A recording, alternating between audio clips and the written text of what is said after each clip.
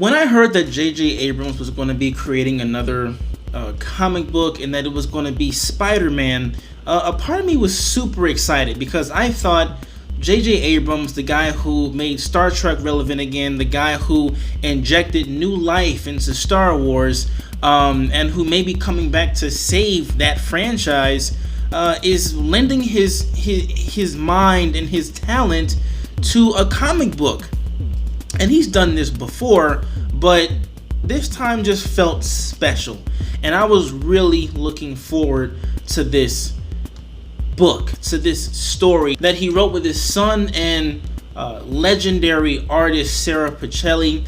It just seemed like it had all of the inner workings of a comic book that could really stand out above the rest of them. I mean, there's a lot of trash coming out right now, especially in the DC and Marvel category of comics. And so it was really refreshing to see that somebody was trying to do something different, or could be trying to do something different. And who else than J.J. Abrams to bring us something fresh and new. Now, fresh and new is really going to be a very, very important.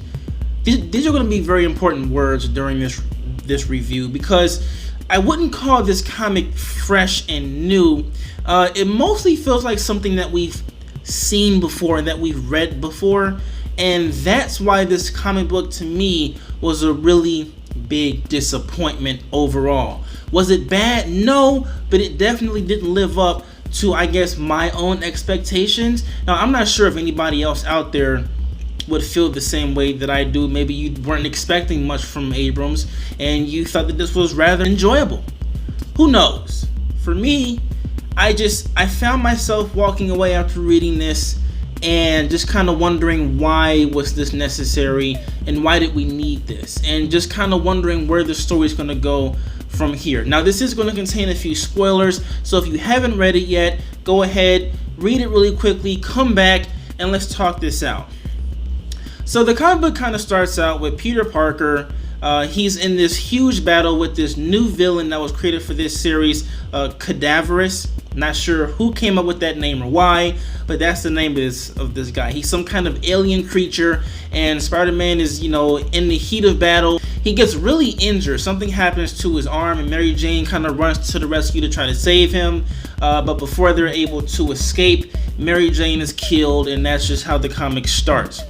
12 years later, we start the story up with Ben Parker, Peter and Mary's son, who's just kind of living his life in high school, getting bullied and all that. And we also kind of see him kind of figuring out what his powers are, figuring out that he has powers, that maybe some of those special skills have, carried down into Ben Parker. And of course, the comic tries to explore Ben and Peter's relationship. Peter is like this regular guy. He's kind of given up the superhero mantle to become like a regular dad now, because he feels like he failed everyone, and his wife died and all of that. And Aunt May is again the voice of reason. She tries to talk some sense into Peter, but since she can't get through to him, she tries to get through to Ben. It's very by the numbers. I mean, like, if all this sounds familiar to you, it's probably because it is. I mean, we've seen Mary Jane die. We've had stories with Mary Jane and Peter's child and how they went about things and all of that. We've also had stories where Aunt May was an integral part, including the original comic book. So it just, a lot of this, while it has a new character and it has a new villain and the art is nice and all of that, and I'm pretty sure that the story is going to be different, it all just feels the same overall. Now, that's not to say that the comic book doesn't have anything good. Cadaverous looks delightfully disgusting and evil, and there's a lot of mystery surrounding him. There's a point in the comic book where he kind of has like some lady in a tank, and I'm not sure if that's Mary Jane or someone else, or what the significance of that is. So that's really cool. Ben Parker, not really likable right now. It just kind of seems like he's just a kid who's just angry with the world, and he has a really messed up relationship with his dad. He just kind of seems like just every other kid you'd see in a movie or in a comic book before he has to learn how to become a hero or something. But I mean, like, he's here. We don't know what the rest of the story is going to be like, so we'll just have to wait and see how that's going to turn out. Peter Parker has a very interesting arc here. You know, he's like down in the dumps. He got his arm is missing, so he has a hook for an arm now. You know, and it just kind of seems like he's just really defeated. So it'll be interesting to see how his story kind of pans out as the series goes on. But other than that, you know, nothing else really happened that was like, wow. You know, I never got that feeling of, wow, that really just happened. I guess that the Mary Jane death was supposed to be that, but it really wasn't. I mean, come on. Mary Jane has died so many times.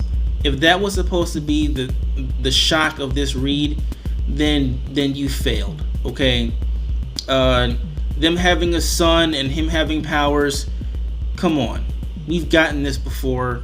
All right, can we do something else here? You know, Peter Parker, you know, even giving up being a superhero because he feels like he's failed or something. That's something that's been thoroughly explored in earlier comics and everything. You know, I know it's only the first issue and they're just kind of laying the groundwork for what's to come. I just really hope that anything after this is going to be a lot better, because this, you know, everybody behind the scenes of this series, you know, there should be no reason why something really entertaining and surprising and you know, just awesome can't come from the team that they have behind this comic. I'm disappointed. I'm anxiously awaiting number 2 to kind of see where this story is going to go next. But, you know, I got to tell you, I don't know if they're going to be able to hold my attention for much longer. What did you guys think of this? If you did read it, do you feel like me, like you were just a little bit disappointed with, you know, how things worked out, and that, you know, it kind of seems like they were exploring things that we've already read? Or did you like this? Did you think that this was something interesting? It's a new, refreshing take on the character? Let me know in the comment section below, and if you have not done so already, go ahead and click that subscribe button so that you can get more content like this, which contains movie news, reviews, and reactions from your boy Derek right here at Anamanji. Don't forget to click that like button, and do not forget to click that bell notification so that you will know when I post again. That's all I have for now. Thank you so much for watching, and until next time, stay dope.